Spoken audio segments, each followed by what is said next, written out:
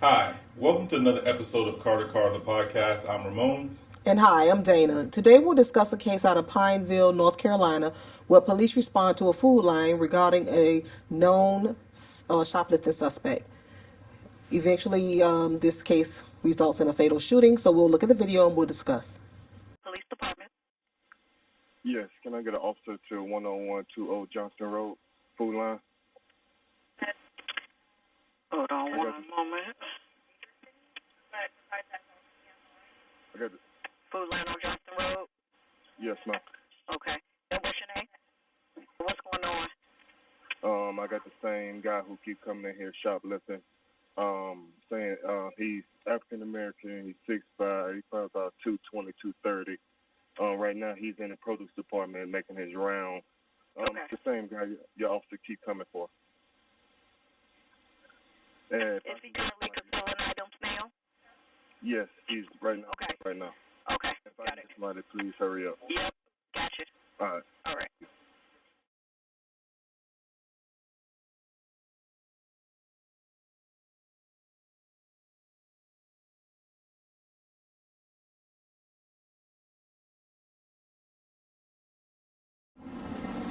Alright, he's walking. I'm going to try to get up with him. He's wearing a yellow raincoat.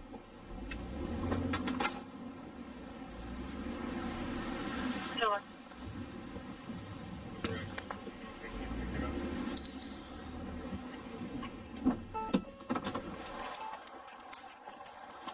Hey, stop, police.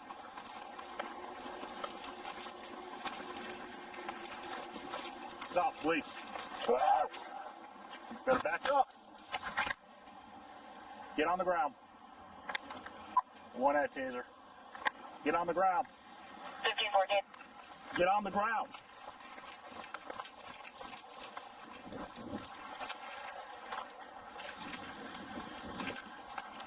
Get on the ground, sir. Alright, we're walking towards AMC. He's already tried to push off on me, so get on the ground.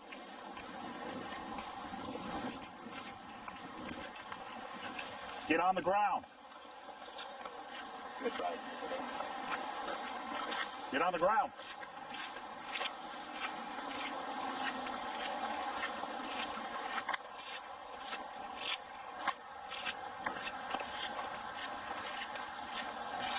This is the police. You do realize that, right? Okay. Get on the ground. Dude, I really don't want to tase you.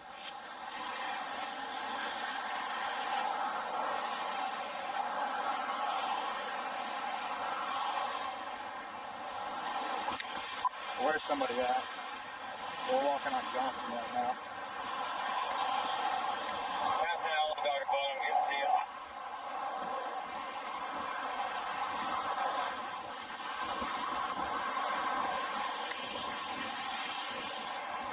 Get on the ground. Do not walk into traffic. You almost just died, dude. Do not walk in that traffic. Okay? He's walking into traffic now. Get on the ground. Get on the fucking ground. Arr!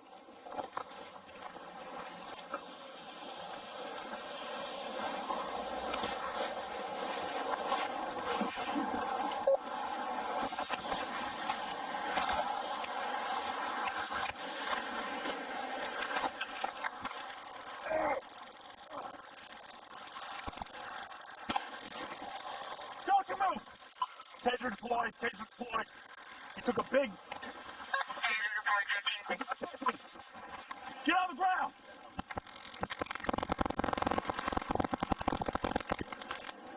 He's back up. I don't have any more tasers. He was able to get up.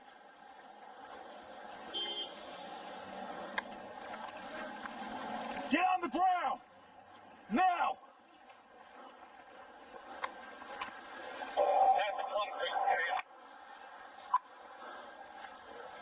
I'm in Johnson Plaza now, or Johnston. He's walking back to his house.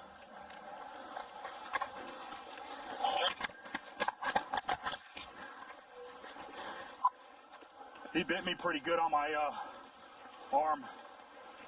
We're still walking. 23 area.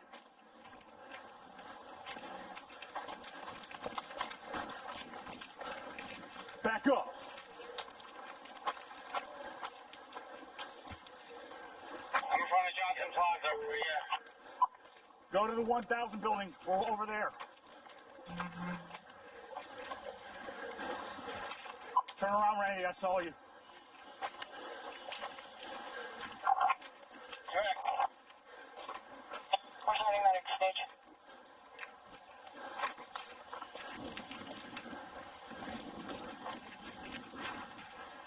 Pulling in now.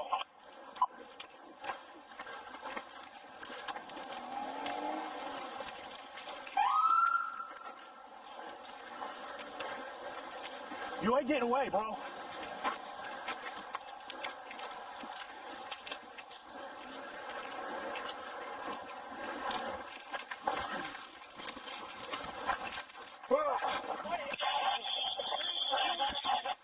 Get him, Brady.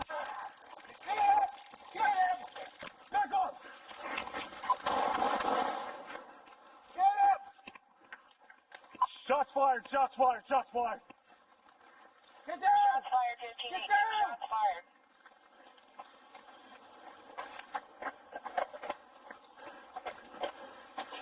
Get on the ground! Get on the ground! Get on the ground! Put your hands Notify behind your medic, back! Charlotte.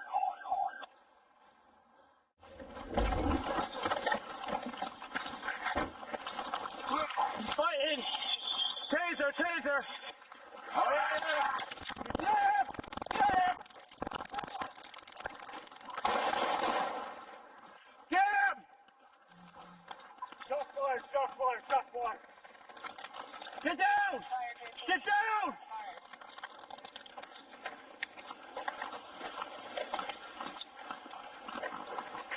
Get on the ground! Get on the ground! Get on the ground! Put your hands behind your back!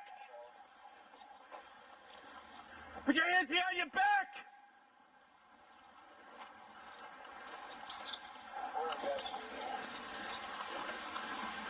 What up, Randy? Now that we've seen the video, there's a few things that I find that are disturbing about this video.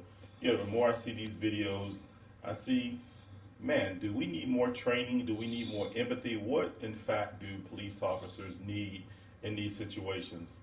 You know, just looking at the totality of it, the juice is not worth the squeeze. A death because of a repeat shoplifter is ridiculous.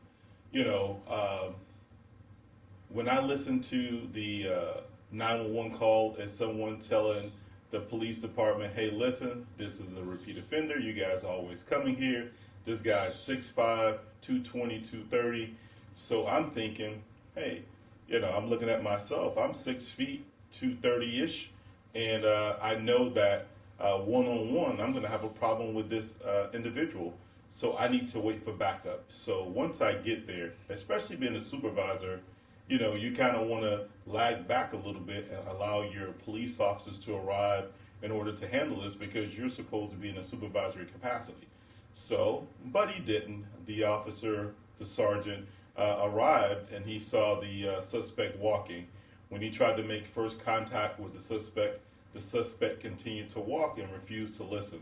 So at that point, he follows him. Seems like he startles him a little bit, and then he follows him to the street. He tries to stop him from going into the street. They wind up getting into a little tussle, I guess, a little bit in the middle of the street. Once he eventually gets to the middle of the street, he winds up tasing him twice. The guy continues to walk. You know, that whole sequence all the way up until the shooting should have not occurred. You know, this sergeant should have waited until backup came, at least a couple of different officers come in order to safely be able to put this large male into custody who appeared to have some sort of crisis that he was going through. Agreed. I have several concerns about this, and forgive me if I look down at my paperwork because there are so many concerns that I have regarding this. this confrontation of a shoplifter who is known to police. To start off, when we talk about is the juice worth the squeeze, when we realize that a lot of these organizations don't even prosecute shoplifters, so you definitely have to keep that in the forefront of your mind before you go all in and you put yourself in a bad situation by confronting someone who may be physically more powerful than you or just combative if you know the mental illness. Before you put yourself in a bad situation, you want to make sure that it's a felony, a robbery, a homicide, not a shoplifting crime where it may not even get prosecuted, and at the most they just probably want you to trespass the person. So just keep that in mind. But put in safety first. Always wait for your backup. Wait for your backup. I commend the sergeant. He was working an off-duty job and he came by, but wait for your backup. So the sergeant decides to confront the gentleman. But if you do that, make yourself aware. Say, hey, before you get up on the person, let them know that your presence is there, because he did startle him once he got there. And when he tried to confront him, he put his hands on him, so the guy just kind of pushed off. But the sergeant got on the radio and made it seem like he was being attacked, when the gentleman generally was just shocked that he was aware, because he was, walking along. So with that being said, the sergeant's asking for backup, but he follows him to the road, where that's the worst place when you're by yourself to get into a confrontation on the roadside. Again, you have to worry about cars running you over, running him over, and he decides to use a taser. A couple of things with a taser. You have to think about if a raincoat. Is it going to be effective if a suspect has on a raincoat? And then even in the rain, I know there are some policies. We had a policy about tasing someone in the when there's water around. So even then, that's a concern. So just the inability to wait for backup progressively made this situation worse. He continues to follow the suspect. While he's following him, he continues to jab at him. Hey, stop! You're not getting away, or whatever. It just gets worse. And subsequently, when his backup gets there, he touches him again. And once the backup gets out saying "taser, taser," the confrontation occurs. In my opinion, I believe that the sergeant should have, when the officer was running around saying "get him, get him," the sergeant should have been prepared to fight. That time, it's time to go hands on. He's distracted. You jump on his back. You do what you have to do. It's time to fight now. I don't think you go to your weapon. I was trying to observe the sergeant's duty belt to see if he had less lethal, pepper spray, a asp. But I know working off duty, sometimes people don't have the full contingent of tools on their belt. So I couldn't see if he had something after the taser on his tool belt, but he had fists. So we do train to fight. So it's time to go hands on. So I think this shooting was very unnecessary. Very unnecessary. What are your thoughts? I agree. I think that, again, we're paid to handle these encounters with the least amount of force as possible, and that was the most amount of force that was possible that we had. First of all, we have to use patience in these situations. Like you said, we have to wait for backup. This is a large gentleman, and just because your taser does not work does not mean now I must shoot. You have to use your OC spray. You have to use your asp, like you said. Time and distance. Give a little bit more space so that, in fact, a shooting won't occur. And like you said, sometimes you got to fight. And if you're not well versed in fighting, or you're not comfortable with it, then as police officers, we have to get comfortable. We have to be ready to go hands on, because we do have to grab people. We have to continue to lift weights. We got to continue to run. All of those things that we don't want to do, we have to do. I know everybody's not a fighter, but guess what? You got to learn. You got to learn some grappling techniques. You got to learn some come along, take down techniques. You got to practice that stuff, because this was an unnecessary shooting. I know they cleared this officer.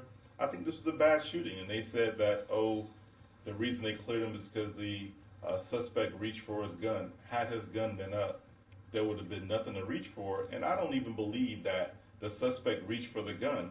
You know, just because I put my hand out like this, you know, if someone's pointing a gun at me, that's a natural reaction to be able to stop that round from coming or somebody from shooting you. So I feel like that was a half-hearted response by the district attorney who said that, oh, this suspect tried to grab a gun. But, you know, this was very disappointing, and, you know, someone should not lose their life over stolen groceries. Like you said, the majority of the times, people don't even prosecute these cases, so this was horrible. It was, and a couple of things I want to mention before we end. When you have a known suspect, there are times when you can write an arrest form. If the person gets away, you can write an arrest form for that person and come back to get them. You could either have the arrest form for shoplifting. Mind you, the sergeant's waiting on backup for a period of time. You can have that shoplifting arrest report waiting for the next officer, because if he's a known suspect, he comes back, he's going to come back and you hit him with those 2 charges.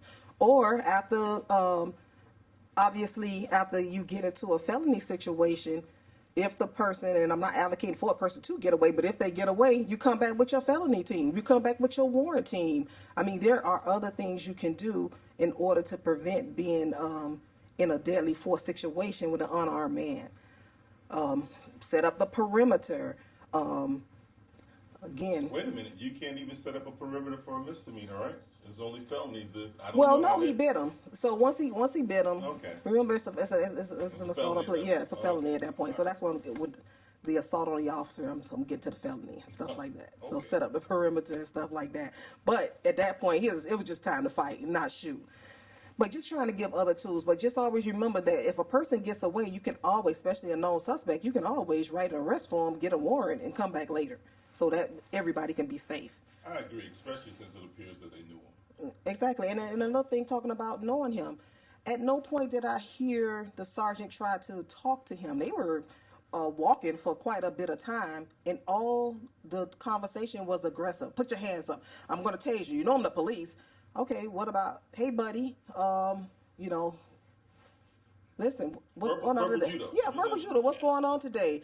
You know, I got a recall about this. Just have a conversation. How's it going? Something to build a rapport to get this guy in custody without a lot of conflict. Build a rapport with someone who just stole some groceries and bit me? Of course. Well, no. Remember, you build a rapport before he got to the roadway where he bit him. Mm-hmm. They were walking for about 2 minutes. They were. So that's when your opportunity to do it. It's almost like stalling for your backup. I mean, I worked in corrections, and all you had was your radio and your handcuffs, so you better have the verbal judo because you were outnumbered. Yeah. And you know, at any time that they want to resist, they can overtake it. But it's a lot of times how you talk to people. Remember, he scared him, and then the first thing after he scared him, he turned around and he just pointed a taser at him, and those things. So you just have to.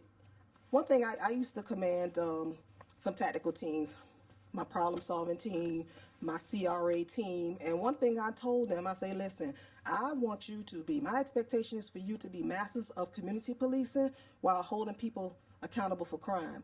Because once you get to know people, you can talk that person into the back of your car. You can almost talk them into handcuffs, and it goes a long way. Sometimes you're going to have to fight, but even if you treat somebody with respect, the next time you won't have that same contention. So to me, somewhere for a known suspect who they come to, for the police come there all the time, they did not take the time to build a rapport. It can be done when you build a rapport with criminals, because criminals are not criminals all the time. I'm sure they see him. He lives in the neighborhood. I'm sure they see him walking down the street or something like that. You can talk to him on game day, and say, hey, how was the Dolphin game? Dolphins, because I'm from Miami, Florida. But, you know, how's the Cleveland Browns games or whatever? Just build a rapport, okay, and just have a good day. Because a criminal's not a criminal all the time. It's a cat and mouse game. If he's being a criminal, then okay, you hold him accountable for that crime. But if he's just a human being on a day-to-day basis, then you treat him with respect. Treat everybody with respect. Just No, I agree. I mean, I just popped in my mind randomly. I remember a time where there was a gentleman who I arrested several times for traffic. And so one day, out of the blue, I had went to a call where there was someone being stabbed. So I go into the establishment, first officer on the scene, and I'm trying to effect the arrest of this offender. And I'm tussling with the offender. We wind up getting outside. There was a struggle, and I had to apply force to this female offender who had just stabbed someone. And so while I handcuffed the offender, the person who I had just arrested just the day before, who I kept arresting for traffic, came to make sure that my back was secured. Like, he was like my backup, because the crowd got upset because this was a tussle that I was having with the female who had just stabbed someone. And he was like, hey, Officer Carr, he's good, he's okay. Mind you, me and this young man I'd just taken him to jail the day before. So it's like you said, you must build a rapport, because you don't know at what point which person is going to help, potentially save your life one day. Exactly. So it goes a long way. You arrest somebody and they say, hey, my handcuffs too tight. Loosen up the handcuffs and stuff like that. If they say it's hot in the back seat, roll the window down a little bit. It's a way you can build rapport with people while you still take them to jail. Just treat people like human beings, and trust me, your career go much smoother. Because police have a lot to deal with already. So take some of that stuff off your plate. That's low-hanging fruit. I agree. So, you have anything else to add? That's all I got. All righty. With that being said, this is another episode of Call to Call Podcast. Be sure to like, share, and subscribe. Till next time.